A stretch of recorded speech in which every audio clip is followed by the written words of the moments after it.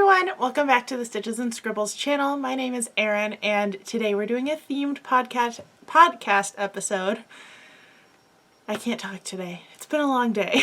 If you didn't watch the previous one or haven't watched my previous podcast on this channel, I alternate between doing a catch-up podcast and a themed one. So this is the week for our themed one. So I decided that since this is the week of Thanksgiving, and actually by the time this comes out, Thanksgiving will be tomorrow, I decided to do some crafty things I'm thankful for. And I realized that this also doubles as a gift idea list if you have people in your life who are also crafty that you need to purchase Christmas presents for, or holiday presents for, whatever you celebrate. So let's just dive into it. Some of these things are very specifically crafty. Some of them have some kind of unexpected uses, and some of them weren't originally intended for crafty things, but that's what I use them for anyway. So let's dive in. I figured my first, well, I don't even know if I have categories here. They're all kind of tools for crafting things. Obviously, like, I love working with hand-dyed yarn, luxurious yarn, anything with fun colors or patterns. So if you are using this as a gift guide, yarn is always a great place to start for gifting. Just make sure that you look for things that are kind of similar to what your person you're buying the gift for already uses. So like, I really like hanks of yarn. I like yarn cakes. I don't have an aversion to acrylic yarn. I will find something to use it for. But some people are really specific about the fibers that they enjoy, so make sure you check with someone or check with a member of their immediate family if you need a scout to check out what kind of yarn you need to buy as a gift. I highly recommend checking out their stash before you purchase yarn. Some people also have fiber allergies, so be careful buying animal fiber yarns if you're not sure of whether or not the person has allergies, because working with wool yarn, if you have a wool allergy, I'm told is absolutely terrible. So double check before you buy. I actually pulled out 3 different types of stitch markers, so I will start with those. So the first type I have, I don't even know if you can see without me dumping them everywhere. These are the little ring type stitch markers. And if you are not a knitter, these are stitch markers that can only be used with knitting. The reason for that is because they sit on the needles between your stitches to mark where you need to do things, and they can't be pulled off between working on that row. You can only pull them off when you're at that specific point in the row. So that's why they're only for knitters. But I really enjoy using these because of how compact they are. They're not super heavy, they don't take up a lot of space on the needles, versus if you're using the like locking stitch markers as knitting stitch markers, they can end up being kind of clunky on the needles. So if you are buying gifts for a knitter and they don't already have stitch markers like these, this would be an excellent thing to get for them. I purchased mine on Amazon. I believe they came with another crafting kit that I was using. But they have really beautiful ones on Etsy. I would love getting some metal ones eventually instead of plastic, which those kind of just look like jump rings. But I've seen some absolutely gorgeous ones on Etsy. I've seen plenty on Amazon. If you search knitting stitch markers, this is usually what comes up in either of those 2 places. I have also seen some really pretty shaped ones that are not just a circle. I've seen triangular ones, square ones. I've even seen like star-shaped ones. So there's definitely some more interesting designs out there if you choose to use them. But these are super, super helpful when it comes to working on knitting patterns that require markers. With that same note, since I'm holding it up, little containers like these are also something that I use all the time to organize my supplies, and they can be a really great gift for someone who needs to organize their craft room or their crafting space. I got these from Target. They usually come in sets of a couple of the same size, but they have lots of sizes and they have lots of colors you can choose from as well. I went with the green ones because that's my favorite color, but I use those to organize all of my knit and crochet supplies. They have longer kind of like pencil-ish sized ones. They have bigger bins that you can work from, all sorts of sizes, and they're pretty inexpensive. So you could definitely get like multiple packs of multiple sizes for a reasonable price if you're gift giving these. But also any sort of containers, even though that seems like an odd gift, can be really helpful for someone who is trying to organize their craft space and doesn't have the materials to do so yet. And I certainly have been thankful for anything that helps me keep my life organized. On that same note, and in the same container, I have my locking stitch markers. So these are great for crocheters. They work kind of like a safety pin, but they're not sharp. You just pop them open and you can attach it to a stitch and lock it until you're ready to open it again. The reason these are for crochet is because you need to be able to remove the stitch markers when you're crocheting. These can also be used for knitting on the knitting needles, like I said before, but they get a little clunky. Usually for crochet, you're only using a couple of these at a time, so it makes it pretty easy to not have too many on your project. But these also come in tons of colors. I again got mine on Amazon. At this point, I think I have 2 different sets that are just mixed together because they tend to come with a lot of packs of crochet supplies. So I think I have 2 different crochet hook sets that I purchased on Amazon, and I think they both came with these, which is why I have so many. But definitely great, especially for a beginner crocheter if you're buying gifts, or even for a more advanced crocheter if you just don't have these yet. You can also get more decorative ones. I think you can even find metal ones. I would check both Amazon and Etsy, but these plastic ones seem to be kind of the standard for this type of stitch marker. The next type of stitch marker, I typically use these with knitting. You could definitely use it for crochet, but they are these light bulb stitch markers. I'm hoping you can see that on camera. These are much closer to safety pins because the end is really sharp when you pop it out, but it's the same design, I guess, as these plastic ones. I find these really helpful for marking rows in knitting, and this is something that I learned from Knitting Natty. It's how she marks her rows when she's knitting socks, and I actually have a sock that I can show you how I use these. But I have them all along the edge of my sock, and I just marked every 10 rows. This is also something that a lot of people don't think about in terms of crafting, and I got this organizer of them from Amazon. Again, these are everywhere. I haven't seen them as much in big box stores as these other 2 types of stitch markers. It would be something I think would be more likely to find in a local yarn store, but definitely Amazon has them. There's usually enough space in the container that I can store little pieces of scrap yarn as well for doing afterthought heels on socks and things like that. But I really like these. I think they look really pretty. They also can be used both in place of the circular stitch markers and anywhere you would use this kind of stitch marker. They kind of work as both. Especially because of how thin they are, they're also not going to be super clunky on your needles.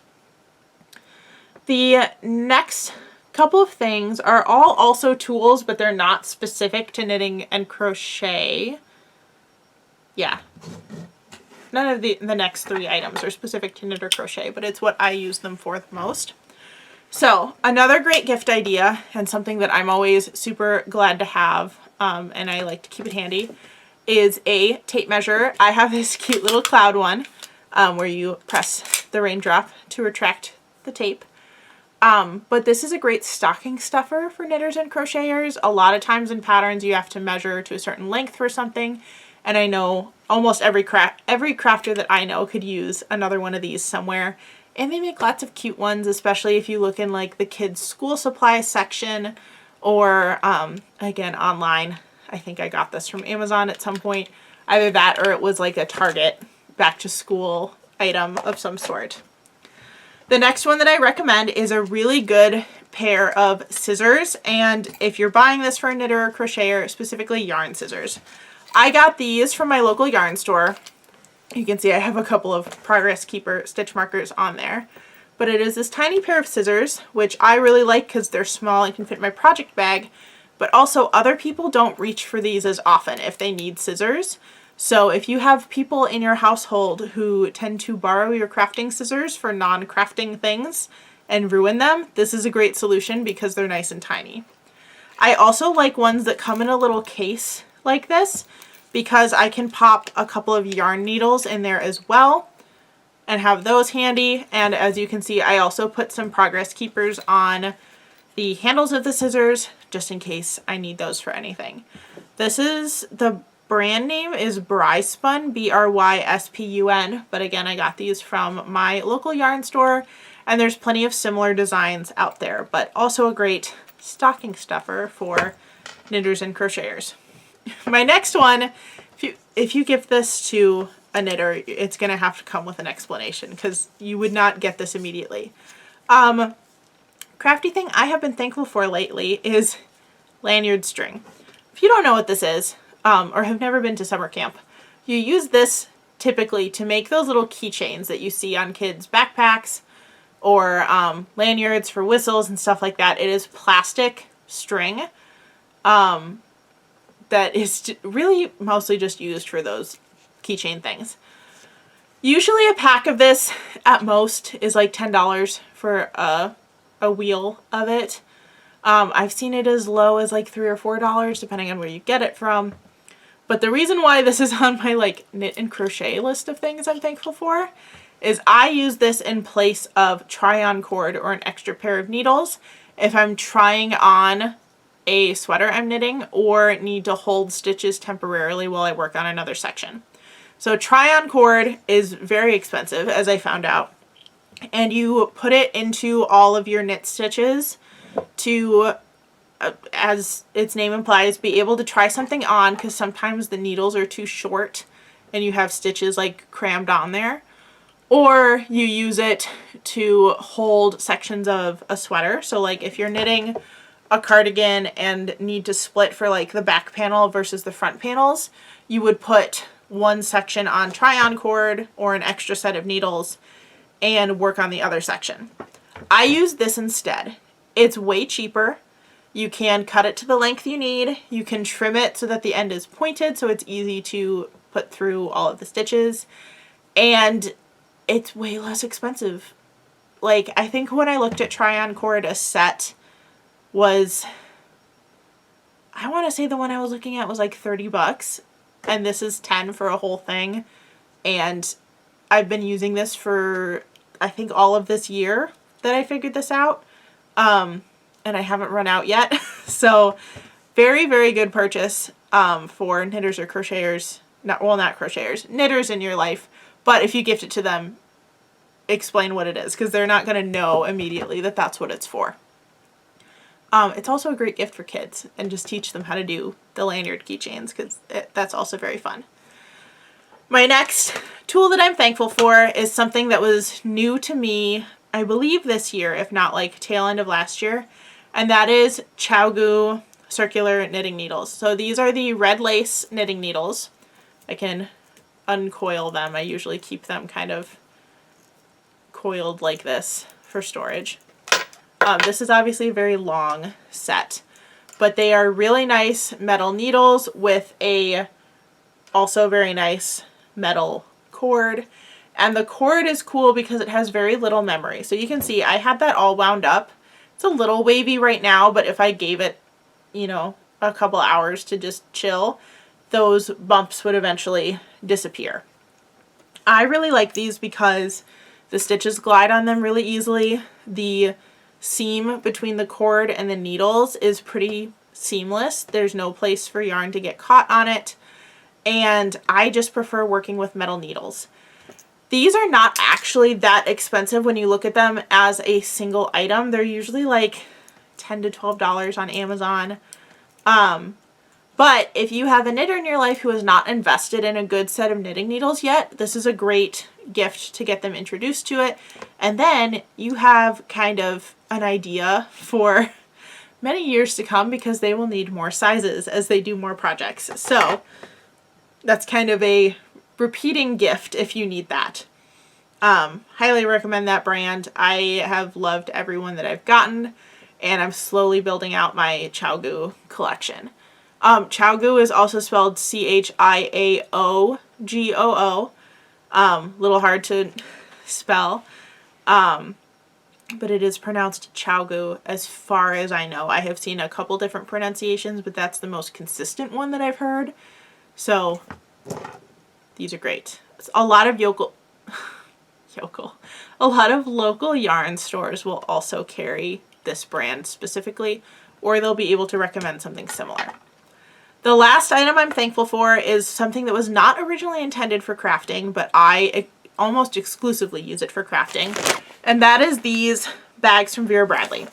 I don't know if Vera Bradley makes this specific bag anymore, but when they did, it was called a Ditty bag, which I think was Ditty, and it was meant for storing dirty shoes in your luggage so that they didn't make the rest of your clothes dirty, or as like a mini laundry bag for travel. The reason why I like these is the inside is water resistant, so it protects your items on the inside, and it has a drawstring to pull it tight, but you can also roll down the top, and then it becomes more of like a yarn bucket or a yarn basket. I have 2 of these, and they are constantly in use as project bags. I absolutely love them. I also love that then I can take the whole thing and like shove it in my backpack or in a suitcase if I'm taking things on the go. It's also a small enough bag that it can sit at my feet during car trips or on trains, planes, whatever the case may be, but I've really enjoyed using those. And if you have a crafter in your life and you're looking for a gift, I think they would enjoy it as well. I think that's going to be it for this podcast. Kind of short and sweet today, but I hope that you have a very happy Thanksgiving if you're watching this before Thanksgiving. And if you've already had Thanksgiving, I hope it was wonderful and you had lots of food. And if you're in a different country that doesn't celebrate Thanksgiving in November, I just hope you had a great day. Thank you so much for watching. If you are interested in seeing more of my crafty content here on YouTube, make sure you hit that subscribe button. And if you'd like to follow me on other social media, that information will be in the description box below. Thanks again for watching, and I'll see you in the next one. Bye, everyone.